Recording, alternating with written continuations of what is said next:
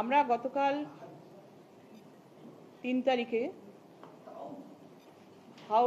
গত 22 তারিখে যে হাউস হওয়ার কথা ছিল সেটা ক্যান্সেল করার জন্য যে প্রচেষ্টা চলেছিল কলকাতা কর্পোরেশন থেকে,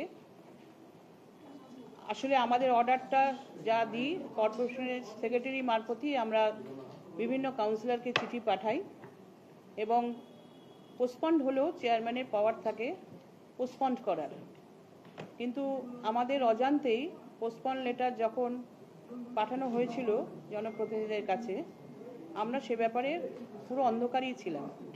এই পরিপ্রেক্ষিতে গত 29 তারিখ আমরা হাইকোর্টের দ্বারস্থ হয়েছিলাম ডিভিশন বেঞ্চে এবং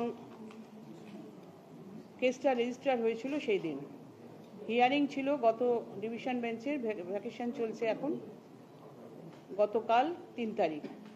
সেখানে কোর্ট মোটামুটি বলেছেন যে চেয়ারম্যানেরই পাওয়ার হাউস ডাকার, এবং আমাদের সেখানে জিজ্ঞেস করা হয়েছিল যে লয়ার আমাদের যারা ছিলেন উপস্থিত যে আমি কবে হাউস ডাকতে পারি।